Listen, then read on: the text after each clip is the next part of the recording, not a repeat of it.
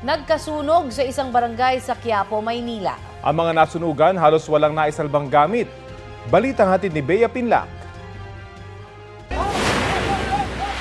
Binulabog ng nagngangalit na apoy ang mga residente ng Barangay 392 Quiapo, Maynila pasado alas 10 kagabi. Ang 20 anyos na si Rasha, wala pa raw sa bahay noon kaya dali-daling umuwi ng mabalitaan ng sunog. May baby po sa bahay namin.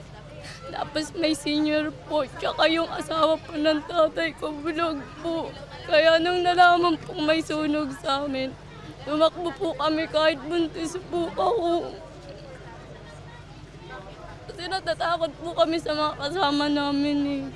Ang ilan sa mga inuna nilang isinalba ang alaga nilang aso, Biblia at mga imahen sa altar. Ang 76 anyos naman na si Nanay Globy, nakayapak ng lumikas mula sa nasusunog nilang bahay. Inila na nila ako palabas. Wala na kaming naisalba kahit ano. Wala talagang natira. Parang nangihina ako na pati mga yan, iyakan ng iyak sa akin. Anong gagawin ko naman? Pati ako kinakabahan. Hindi ko po alam kung anong mangyayari. At bahala na yung taas. Itinaas ang sunog sa ikalawang alarma. Hindi bababa sa 20 fire truck ng BFP at mga fire volunteer ang rumisponde sa sunog na tumupok sa 2 bahay. Kung makikita nyo po yung involved ay light materials. Mostly light materials kaya tinas po natin para po kaagad ay maagapan natin ang pagkalat ng apoy. Ang isa sa mga nasunog na bahay, nagpapaupa sila ng mga border. Pero sabi nga nung may-ari, wala pa raw yung mga border ngayon. Kasi may mga trabaho ata. 2 pamilya o nasa 10 tao ang apektado. Inaalam pa ang sanhi ng sunog na tuluyang naapula mag-aalas 11 ng gabi. Nakikipag-ugnayan na rin ang DSWD sa pamunuan ng barangay at sa mga nasunugan para mag-abot ng tulong. Yung pagsisilungan nila, doon sa ginagawa naming barangay hall, baka pwede doon muna sila para kasi baka biglang umulan, at least may matutuluyan sila. Bea Pinlac, nagbabalita para sa GMA Integrated News. Walang bagyo pero matinding baha at ulan ang naranasan sa ilang probinsya nitong weekend.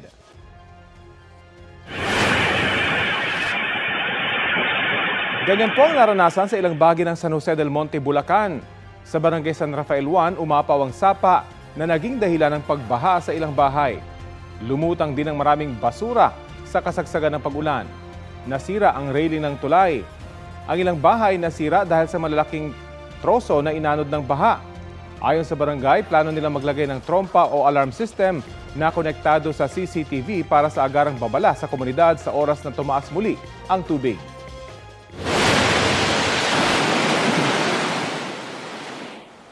Sa Maco, Davao de Oro naman, rumagasa ang tubig na may kasamang putik at bato sa barangay Tagbaros. Dulot nito ng malakas na pag-ulan doon. Naperwisyo ang ilang rider na nagpatulong na sa pagtutulak ng kanilang motorsiklo. Binahari ng ilang bahay roon kaya napilitang lumikas ang ilang pamilya. Kalaunan, humupa rin ang baha at nagsagawa ng clearing operation. Patuloy na magiging maulap ang kalangitan, nasasamahan pa ng mataas na tsansa ng ulan ang halos buong Luzon at Visayas dahil sa binabantayang low pressure area. Namataan ng pag-asa ang nasabing LPA 300 kilometers kanluran ng Bacnotan, La Union. Posible pa rin maging bagyo ang LPA. Sa ngayon, magpapaulan pa rin ito sa Ilocos Region, Abra at Benguet. Apektado muli ng hanging habagat ang ilan pang bahagi ng bansa habang posible naman ang local thunderstorms sa Cagayan Valley Region at ilang panig ng Cordillera. Sa mga susunod na oras, uulanin ang halos buong bansa kasama na ang Metro Manila base sa rainfall forecast ng Metro Weather. Kaya maging alerto sa heavy to intense rains na maaring magdulot po ng baha o kaya ng landslide.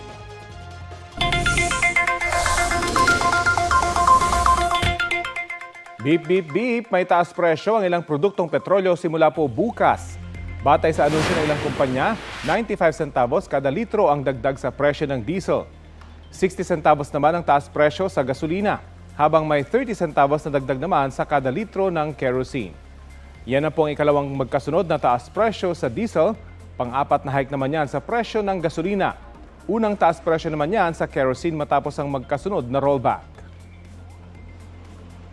10 pamilyang nakatira sa ilalim ng tulay sa Tondo, Maynila ang sinagip ng mga taga-Department of Social Welfare and Development. Isinagawa ang pagsagip sa Kapulong Bridge sa Barangay 150, Tondo. Kinausap ng mga social worker ang mga nasabing pamilya para sila'y i-relocate dahil sa nakaambang panganib sa kanilang tinitirhan. Ang mga nasagip na pamilya dadalhin sa DSWD Processing Center sa Pasay. Doon, bibigyan po sila ng pagkain at tulong medikal, tsaka aalamin ang iba pang tulong na maaaring ibigay. Tiniyak naman ng DSWD na magpapatuloy ang Reach Out program sa mga pamilyang nakatira sa mga ilalim ng tulay at maging sa mga estero o imburnal. Wagi ng gold medal sa men's floor exercises si Golden Boy Carlos Yulo sa 2025 Asian Gymnastics Championships sa Jecheon, South Korea. Panalo si Carlos matapos makascore ng 14.6 sa floor exercises. Ito na ang ika-4 na sunod na gold medal ni Carlos para sa floor exercises sa Asian Gymnastics Championships. Bukod sa isang gold ngayong 2025, wagi rin ng 3 bronze medal si Carlos para sa men's vault, parallel bars at individual all-around events. Sa juniors division, wagi naman ng silver medal sa vault ang nakababatang kapatid ni Carlos na si Eldrew. Sa panayam na sa GMA Integrated News, sinabi ni Carlos na proud siya sa achievements nilang magkapatid. Ikinuwento rin ni Carlos na hindi naging madali ang winning floor exercise routine niya lalo't marami siyang iniindang sakit sa katawan. Nakafocus na ngayon si Carlos sa 2025 World Artistic Gymnastics Championships sa Jakarta, Indonesia sa Oktubre. Kabilang ito sa mga qualifying competitions para sa 2028 Los Angeles Olympics sa Amerika. Tinatanong ko yung sarili ko kung anong next goal ko, anong next para sa akin. Isa lang talaga yung sagot eh. Gusto ko talagang makapasok pa sa LA, makapag-compete pa, and ibuhos lahat ng kaya ko bilang atleta.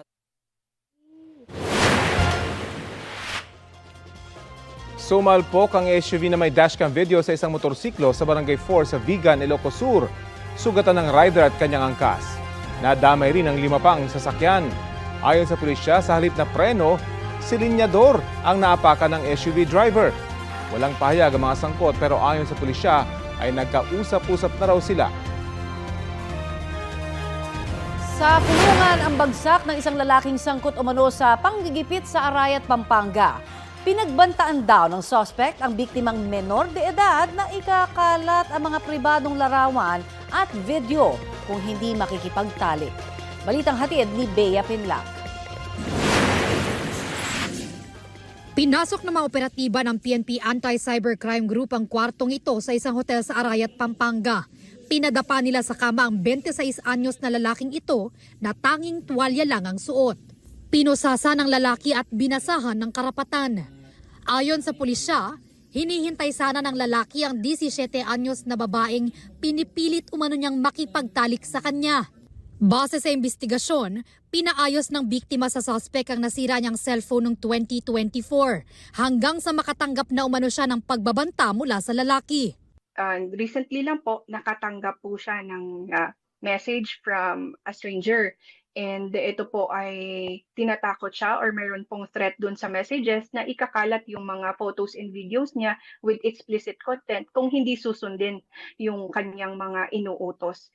Sa takot daw ng biktima, sumunod siya sa mga gusto ng suspect. Nagkaroon po sila ng 4 encounters sa isang hotel. During pagtatalik po nila ay kinukuhanan po ng video. At yung lalaking suspect po ay nakatakip yung mukha habang yung victim po ay nakikita sa video. Ginawa rin umanong panakot sa biktima ng suspect ang mga nirecord niyang malalaswang video at litrato. Nang muling nag-aya ang suspect sa hotel, nagsumbong na ang dalaga sa kanyang ina na humingi naman ng tulong sa pulisya. Dito na isinagawa ng PNP ACG ang entrapment operation sa suspect na napagalamang nagtatrabaho bilang IT sa isang pribadong ospital at sumasideline bilang cellphone technician. According din po sa investigation natin ay may 2 na biktima pa po ito which is nagre-reach out na rin po sa ACG office. Sinusubukan pa namin kunin ang panig ng suspect na nakaharap sa mga reklamong grave coercion, grave threat, at paglabag sa anti-online sexual abuse or exploitation of children at ilan pang mga reklamo na may kaugnayan sa Cybercrime Prevention Act of 2012. Bea Pinlac, nagbabalita para sa GMA Integrated News. Bumisita sa Commission on Human Rights ngayong umaga si PNP Chief Police General Nicolas Torre III. Detalye tayo sa ulat on the spot ni Oscar Oida.